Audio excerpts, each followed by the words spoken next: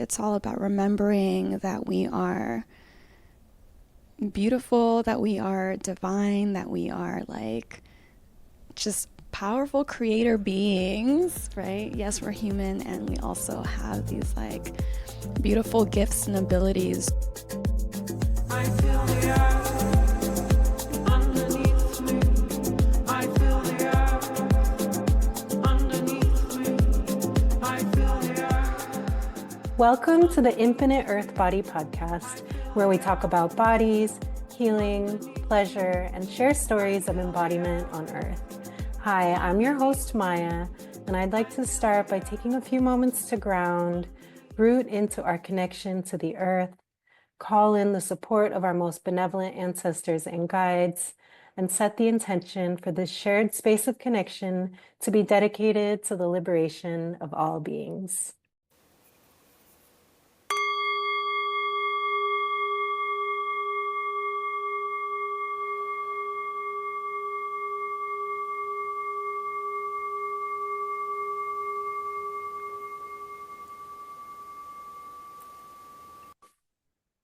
I'm so excited to introduce our guest today.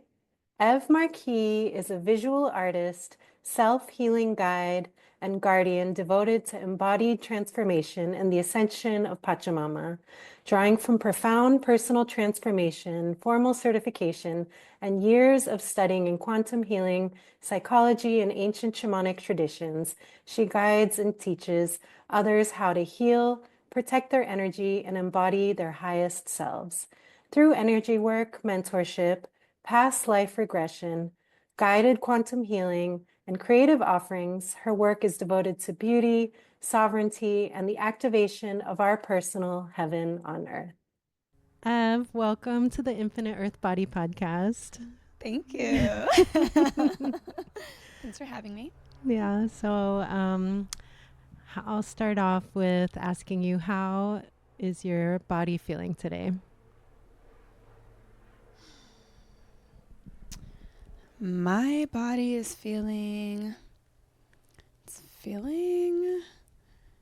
kind of heavy, actually. Yeah, and just been needing more rest. Mm-hmm. Yeah.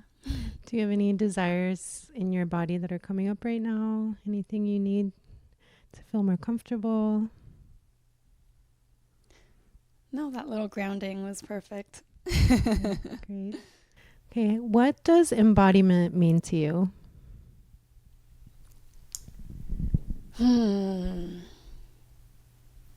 Yeah, when I think about embodiment, I guess I think about what it means to allow maybe like a thought, idea, or belief to like come alive in the body, to be an integrated practice.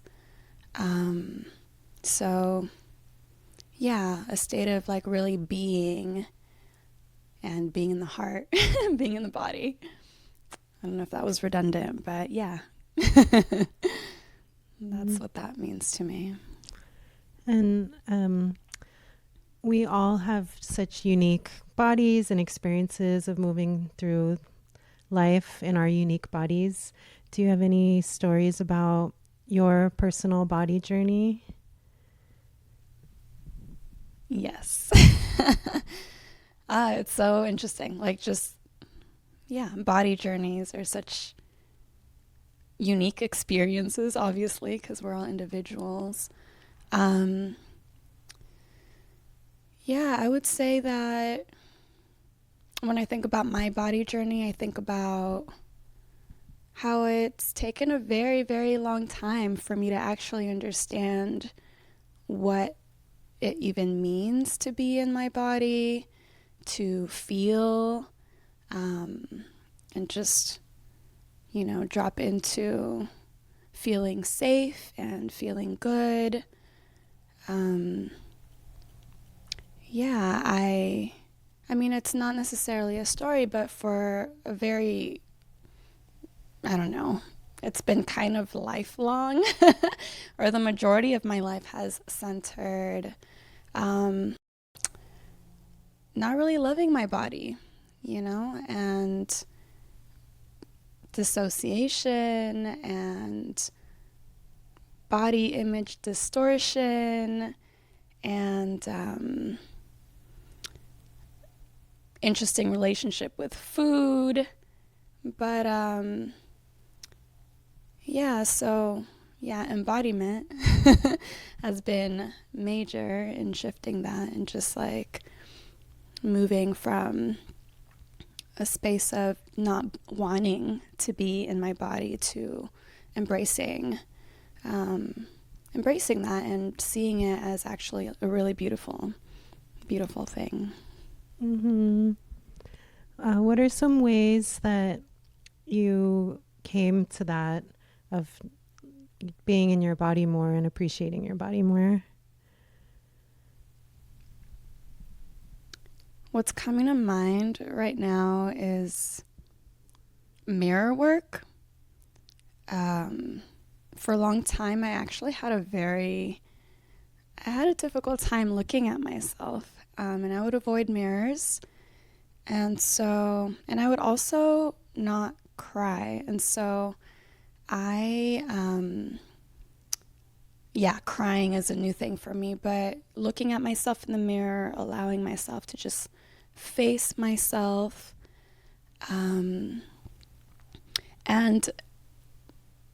becoming like very aware of the thoughts that were, going on, and getting clear around like, are these thoughts mine? Where did they come from? And just switching them around, having to transform all of that inner dialogue that was actually really harmful.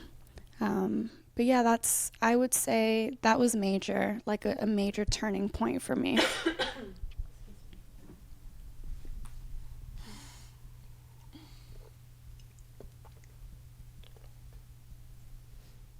So doing the mirror work was a major turning point?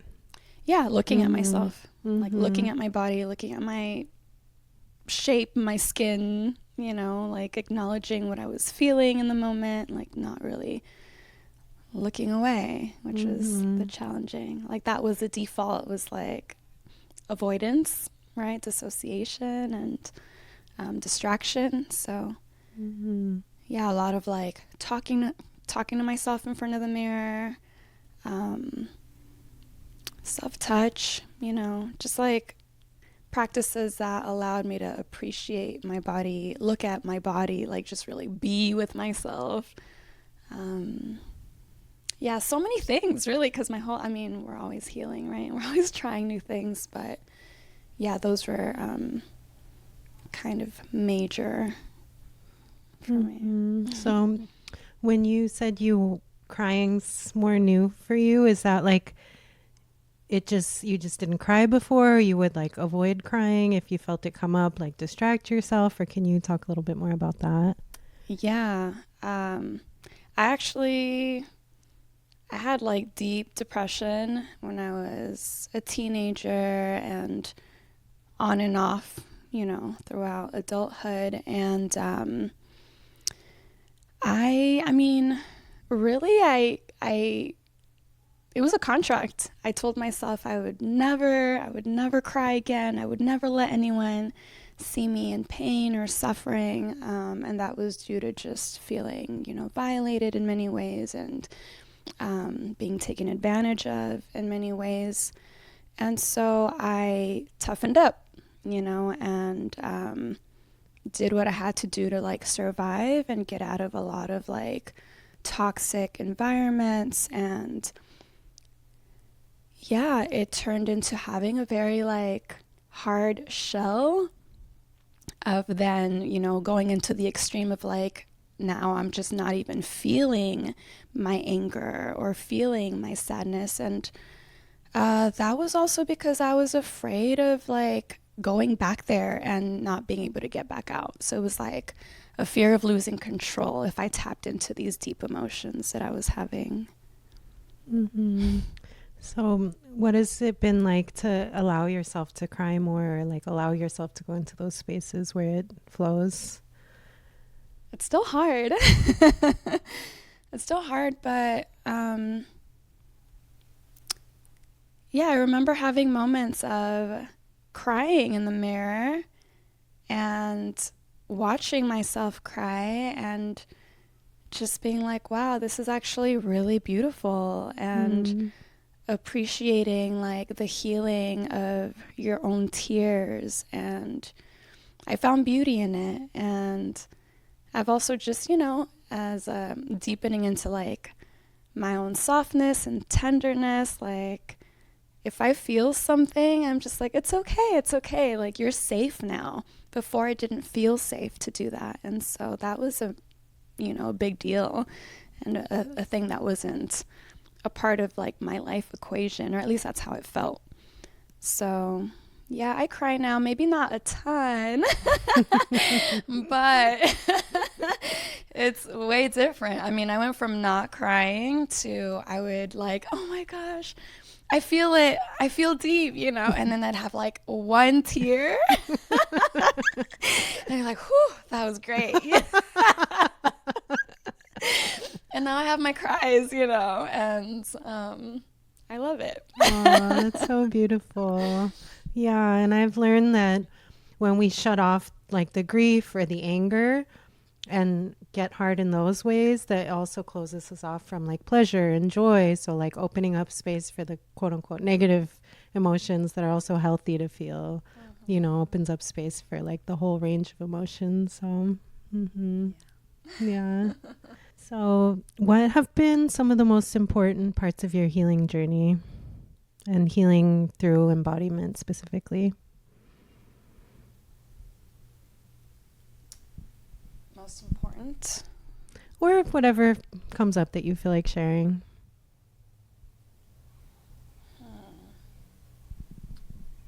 Well, if we're talking about embodiment specifically,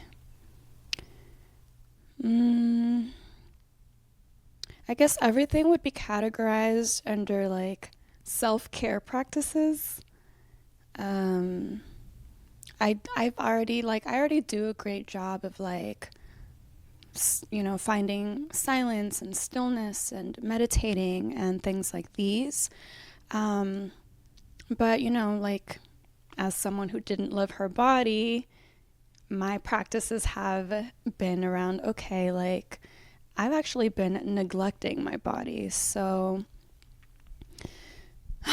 yeah, like touch, massage.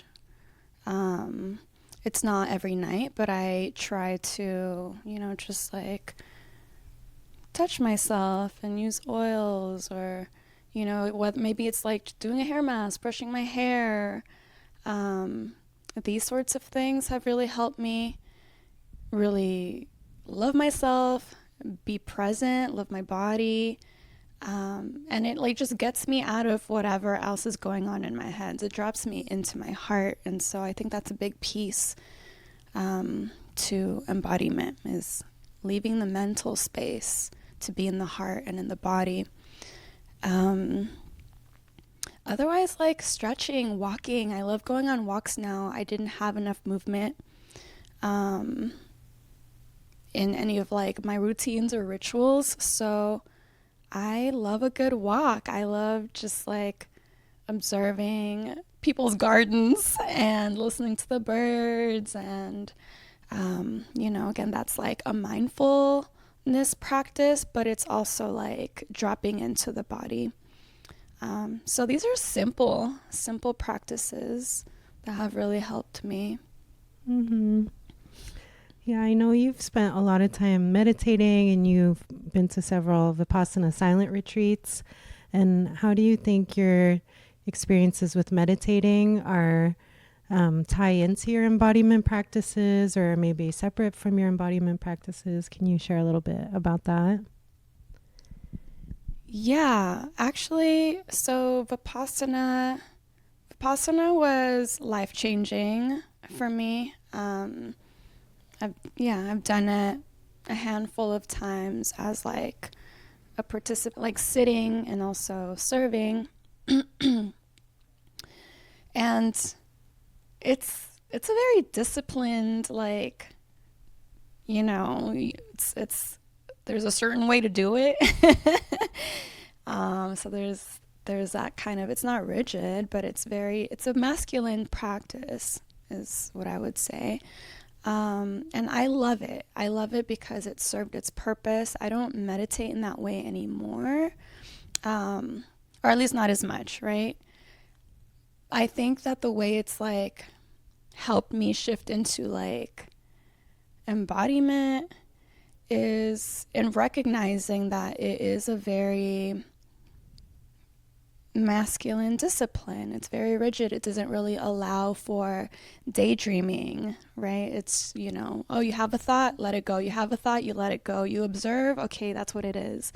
And it's beautiful, right? To be able to observe things as they are. And what about, letting yourself be floaty and allow, your guides or whomever to just show you something different and like allow yourself to see where you're taken. Like, I love using my imagination. It's a big part of my spiritual practice and the way that I meditate now. I feel like I had to go in that extreme to find the other, and now coming into like what's the balance and like knowing when each, how do I say, like the function that they serve. Like in this moment I need this or I need that, and so it's good. Mm-hmm. Yeah. You've talked about like a sort of masculine, Vipassana being a more masculine practice. Can you share a little bit more about like what the feminine practices look like for you? Yeah, so I guess like I was saying, with more masculine practices, there's no room for the detour, right? It's not wavy. It's very like, this is what it is. And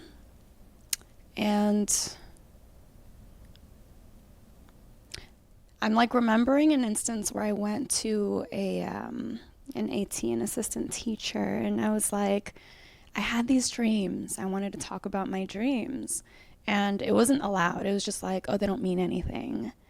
And that felt like, oh, that didn't feel good, And so, yeah, back to, allowing ourselves to be in a fluid space,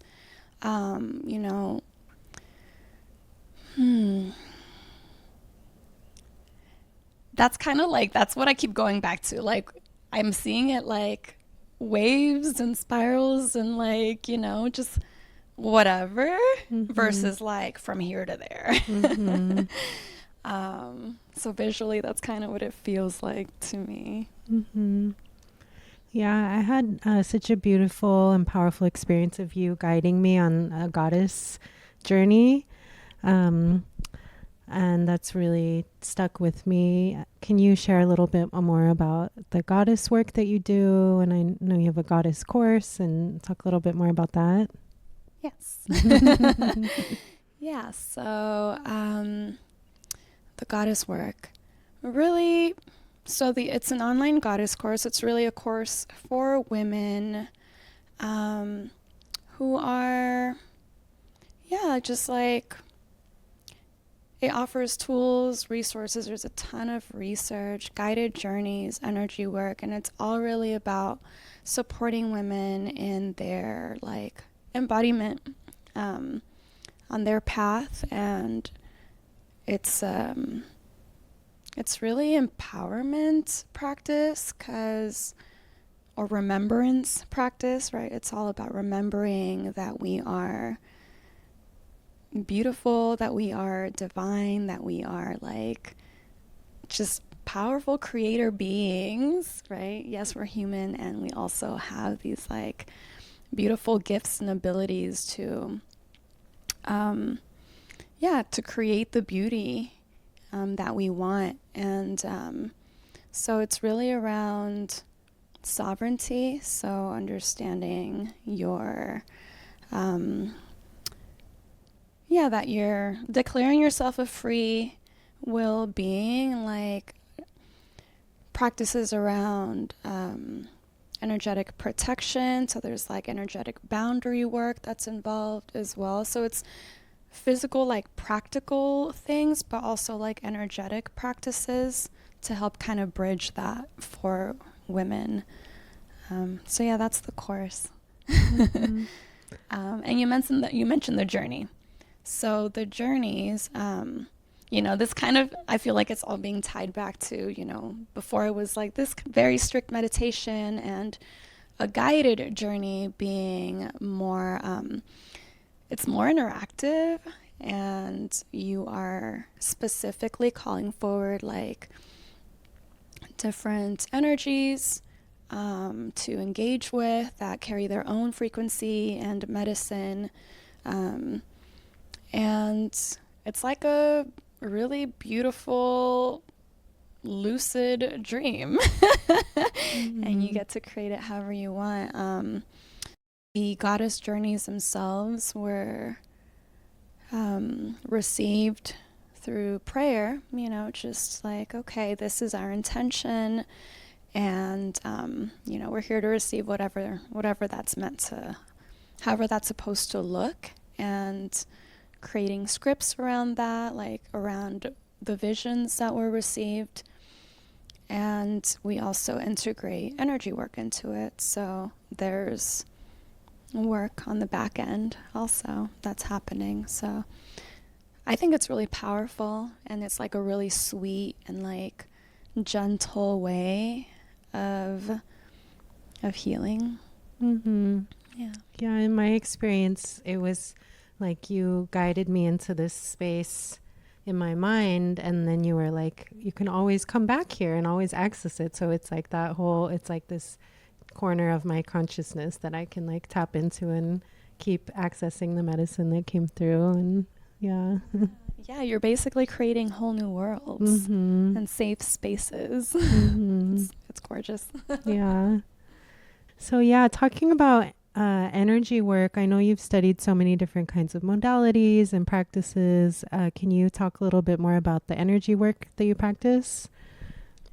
Yeah, so because I've tapped into so many different modalities, it's kind of a mishmash. It's a combination of teachings. So I would say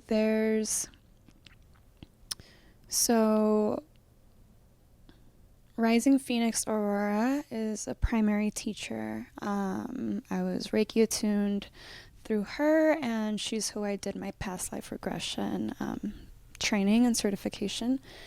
And there's energy work that's involved in these types of sessions. So that part is what informs like, okay, like knowing how to guide someone in a journey, working with archangels. I know it's like technically not energy work, it's like calling on different beings for support, but that's just like a major component there, and that is something that I like, it's part of my work. And another teacher, Kenneth Hover, what I've learned from him it's like earth-based practices, so working with the earth, the elements, and really just like protocols for clearing, resetting, shielding, cloaking, and beyond. So there's like the foundational parts there that I do every day and that I also share with others now. But the two combined become like really special, because even though there is a protocol or a way to do it, it always can look so different, because if I'm like, okay, like let's just see what comes through for you, or what, like I'm feeling like there's like a plant ally or a flower, and you're like, yes, it's a lily, right? Like that's a very unique and specific medicine that's coming forward for you that I wouldn't be able to just like make up for you. So so earth energy, elementals, archangels, and sacred alchemy symbols as well is a big part of what goes into my one-on-one sessions. Mm. Can you share more about the past life regression work? Yeah, I love this work, by the way. So I've been practicing for about 4 years. Basically, I mean, it really just depends on your beliefs around reincarnation and what happens after, you cross over. I believe that you have the choice to be reincarnated and live out different experiences and create new contracts and agreements. And you really just like healing. I guess I'll give an example. So there are issues that maybe you go to therapy for like ever, or you try all the things and you're just like, I've been doing all the things and I can't seem to get to the root of this. It could be so many other things that it's possible that it's carried over, like trauma or wounds that are carried over from another incarnation. And remembering that is really all you need to like unearth that and let that sort of like that memory leave the body and be integrated. And so part of a session is journeying to whatever past life or multiple lives are ready to be integrated. Anything that is like you need to remember this, or like this is ready to be healed. And, again, that's dependent on the person's guides and wherever they need, like whatever they need to be shown. And it's all symbolic. I can, I'll move someone through their entire life. So where they're at, how they live, their family, if they have family, what they do, up until the point of death. And if it's necessary, we even go through the death portal and go into spiritual spaces. And in these spaces, so many beautiful things happen. Some people go through that when they have a fear of dying, or they're needing to connect with people, loved ones who have like passed over, and they're kind of like waiting their turn to, like, hey, they're here. Like they want to jump in and deliver messages. And so it's very unique. And I mean, I personally love it, not just because it's a practice of mine, but it's healed me in a lot of really beautiful ways. And and then again, like it also incorporates the way that I've been taught, incorporates energy work to make sure that when you open those portals, everything is safe, right? That you are setting a safe container. And there's, so I get to also work, like just making sure that whatever we're doing isn't like infringed upon in any way. So safety is a really big part of it too. Mm-hmm. Do you have any stories you can share from experiences that have come through that practice? Yeah. I mean, I can share a personal story that's like fresh in my mind. So when I mentioned that I had like severe depression when I was like 15, was when it was the worst. I was like suicidal, all the things. And through life, I would get these bouts of depression at least once a year, and I would just be like, okay, I guess that's just me. I guess I just have depression. And I get the blues sometimes. And I was almost accepting that this was just going to be a part of my life. And this was, I can't even remember, maybe like 7, 8, maybe even 10 years ago. I had a friend who was going through the training.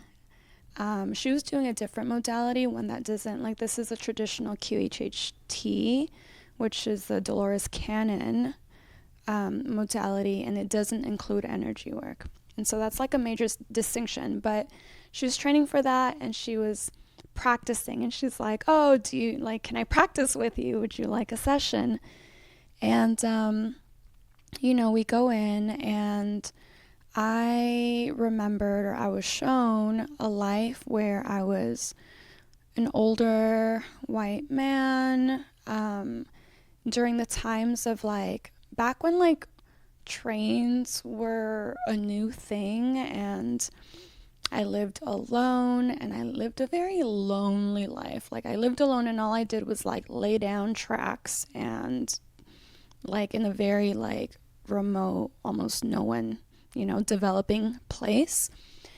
And I remembered just dropping into the feeling that I felt as that person and being so sad. It was like the deepest loneliness, sadness I'd ever felt. And I cried and I cried and I cried.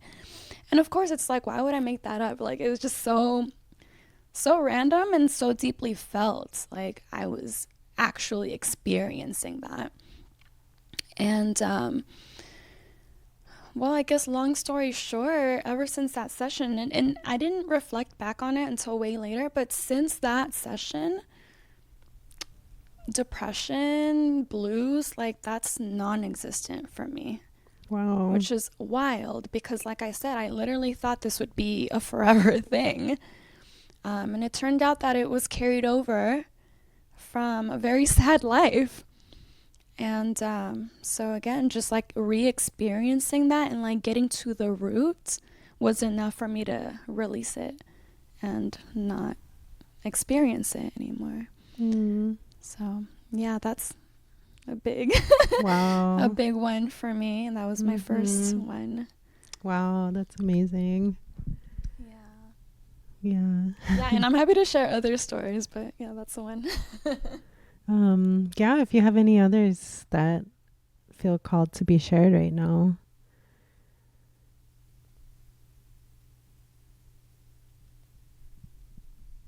Yeah, I get what I'm wanting to share is I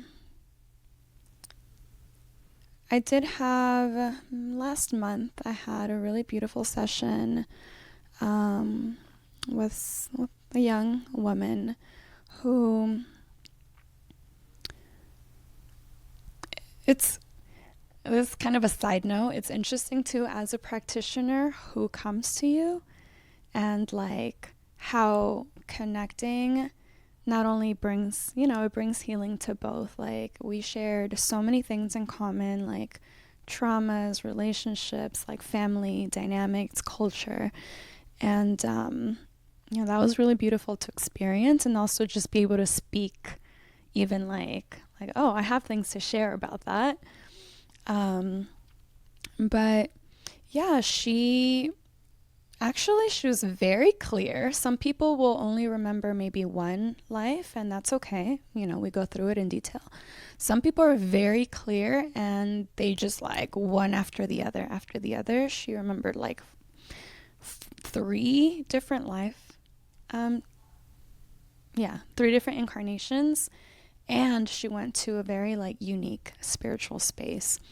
But we were able to see, like, because we got to visit multiple lifetimes, we got to see patterns that were recurring and that were happening in her now life. And mainly, being a warrior, being mistreated by, the men, the king,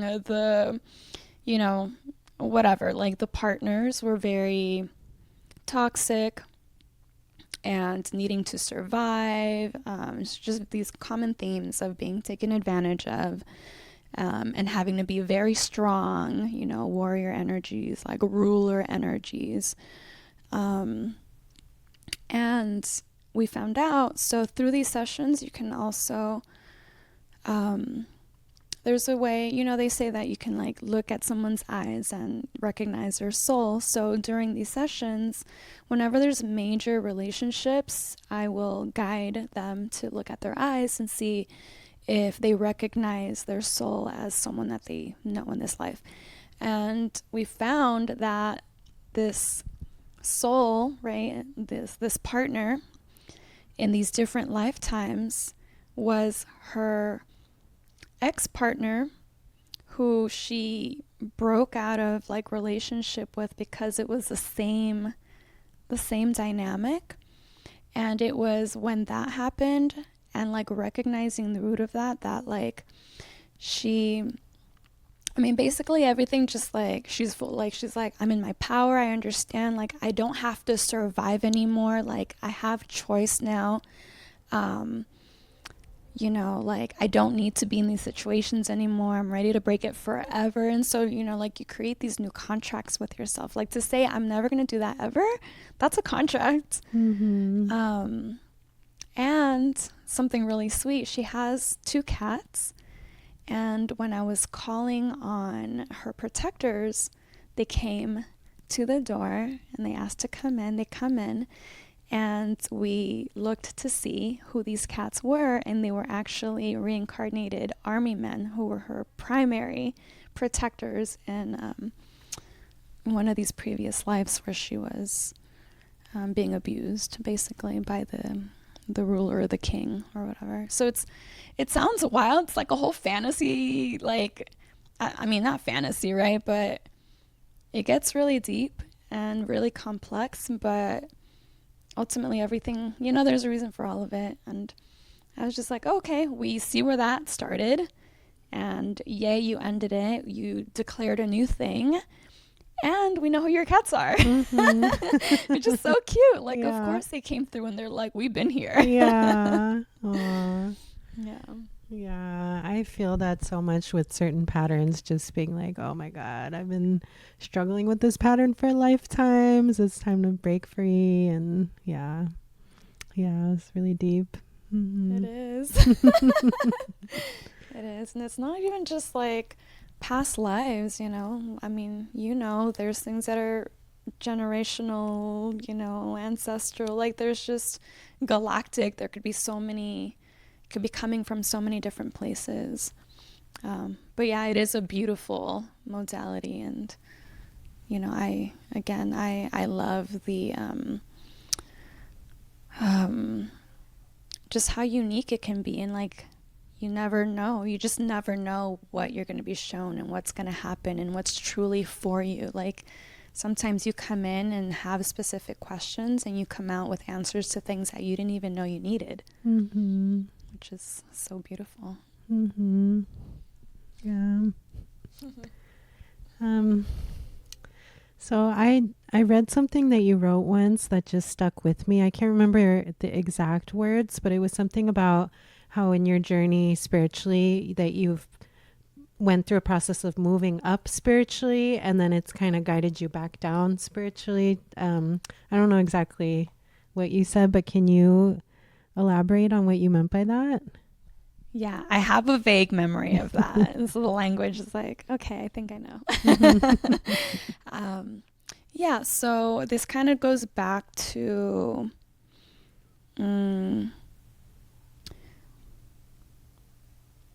okay, so you know how we're like, okay, the rise of the divine feminine, the rise of the goddess, you know, the new paradigm, the new earth is here. I think that a lot of like old paradigm ways, even spiritual modalities, have been centered around knowledge, consumption, ascension, getting out of the body, becoming lighter and lighter and lighter to like become enlightened, right? And I mean, I definitely was on that path of like even changing my diet to like from vegetarian to vegan to raw to liquids to, you know, doing all the things to be so light and, you know, become an enlightened being, I suppose, right? Like that was the idea, or that's a strong idea that people hold, that's what it means to be a spiritual being. And it kind of, you know, it kind of leads to, I don't think leaving the body is the way, right? Like the rise of the goddess and bringing like the feminine into our practices really means grounding into the body, actually. So not leaving and learning how to be human on earth. So yeah, doing the things to leave, but really it's time to come back down. Mm-hmm. I love that. So what does it mean to you to be a new earth creatrix?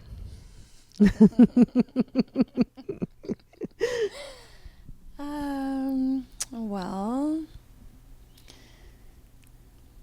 yeah, so a new earth creatrix, I would say that means that I understand that I am a divine being and that I can create my reality, right? I have that power, and I have a role and responsibility to co-create a better earth, a healed earth, right? Like to contribute to what this new paradigm is.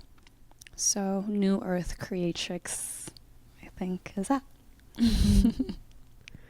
Can you talk about your practices through art and photography and film, and how your artistic practice has been tied into your embodiment and healing journey?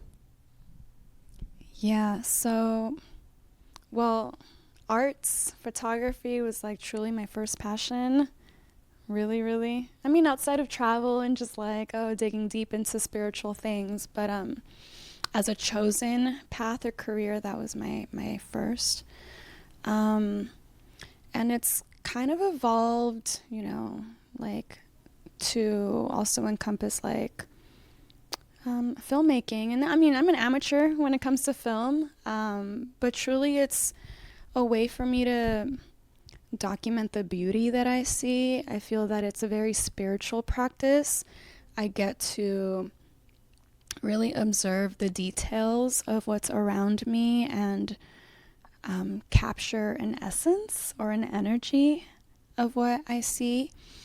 And so it's healing, and it's, beautiful for me to create. And it's like storytelling, but it's really the story of life and how beautiful and sacred it is. And it's also, I think, really inspiring for others that I get to share, the way that I see the world. So it's like sharing new angles or new perspectives, and that can be like really expansive, or something like, oh, I never thought to look at that way, so visually I think that that's really powerful. So it's like for me and the world. Mm-hmm. So you already shared some of this earlier, but what are some of the ways that you like taking care of your body and pampering your body and finding pleasure in your body, if there's anything else that you haven't already mentioned?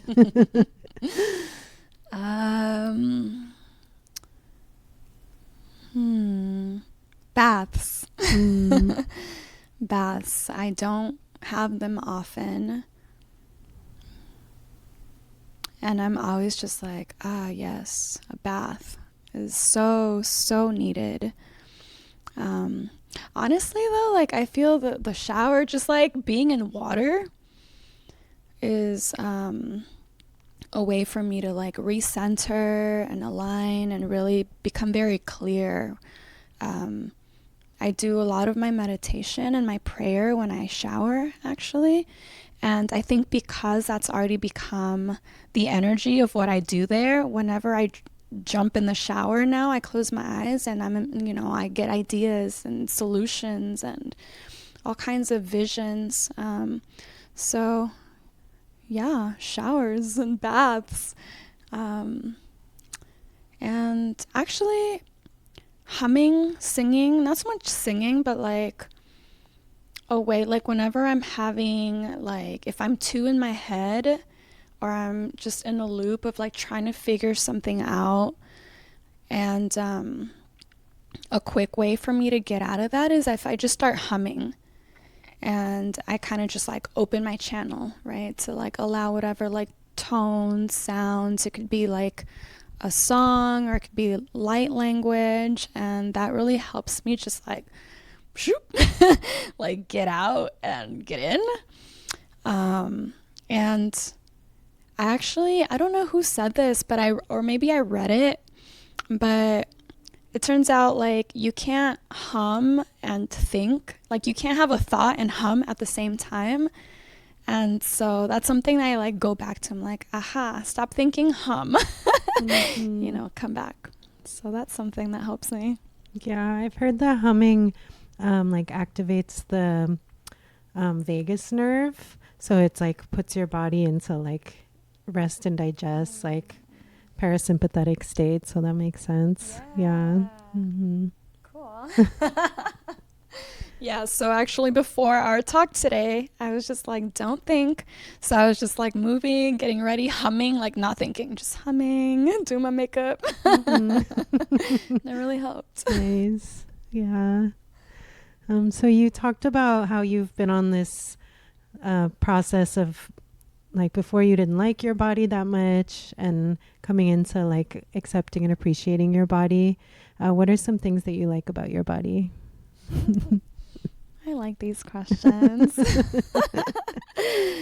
Oh, what I like about my body. I just love my body now. Aww. I just love it. I'm like, yeah. I love my body, and it's beyond the physical. It's just like I'm healthy. I have health. I can move, like that's health is everything. I love my skin. Love my hair. And these are two things that I actually like struggled with. So it's nice to be able to say that. Is there anything else coming up that you feel called to share?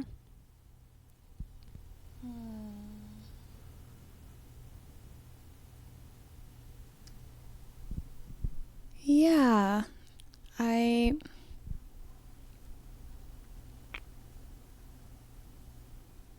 I guess I just I love the opportunity to get to share.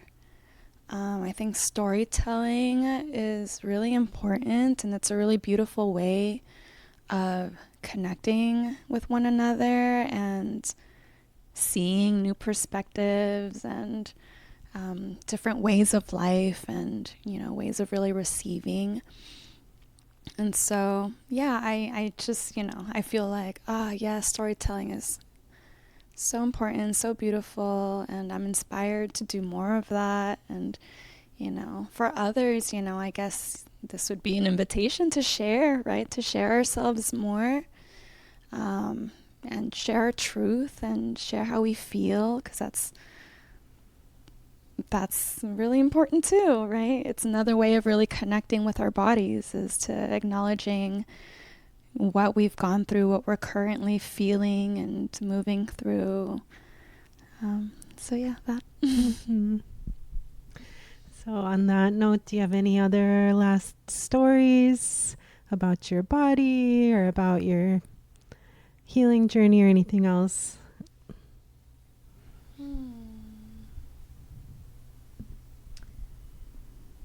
Prayer. Prayer has been a game changer for me. And that's it's a longer story, but I rejected religion for a very, very long time because I was able to see beyond a lot of the things that don't resonate. And I think a big part of me seeking truth and exploring different modalities, religions, and philosophies ultimately has brought me back to, well, what is my relationship to God?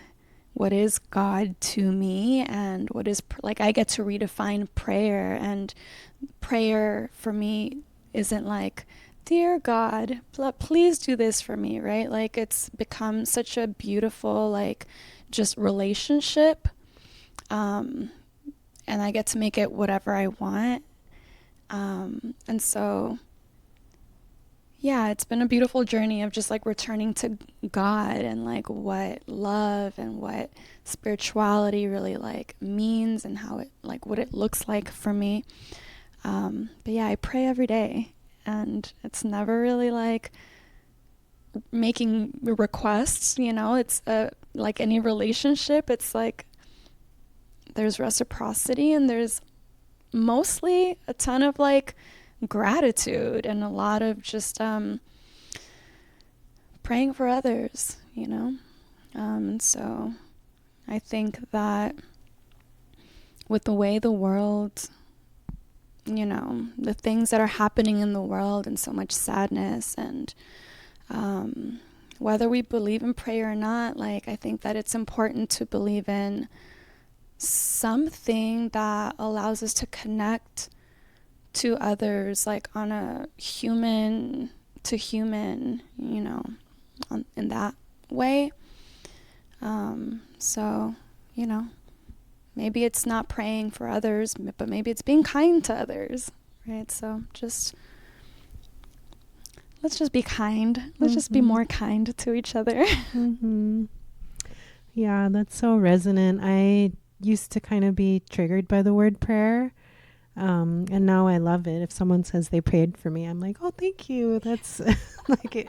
Before I'd be like, oh, why are you praying for me?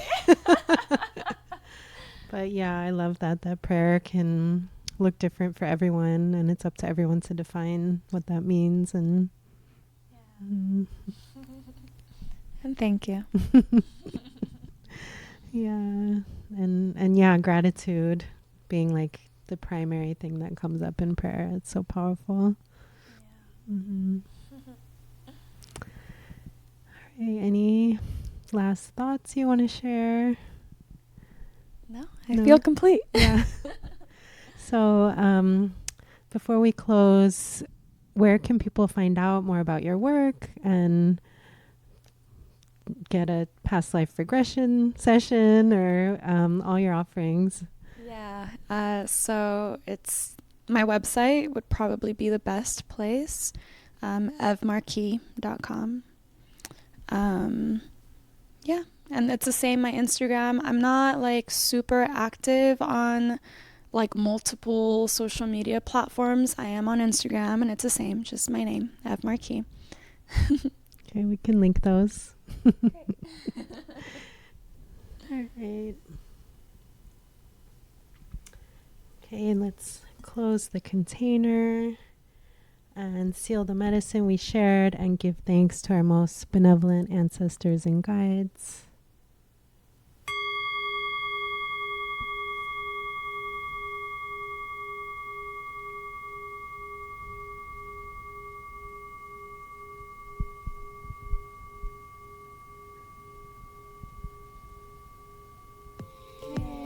Thank you.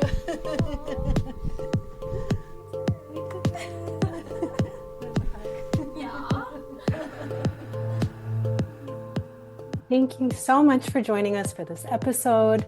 Be sure to subscribe wherever you're listening or on YouTube, and feel free to leave any questions, other topics you'd like to hear about in a future episode, or anything else you'd like to share in the comments. Please leave a review for the podcast. And if you'd like to go deeper in the conversation in our inner circle, you can join our Infinite Earth Body Collective Patreon. You can see the link in the show notes. And thank you again so much for tuning in, and see you in the next episode.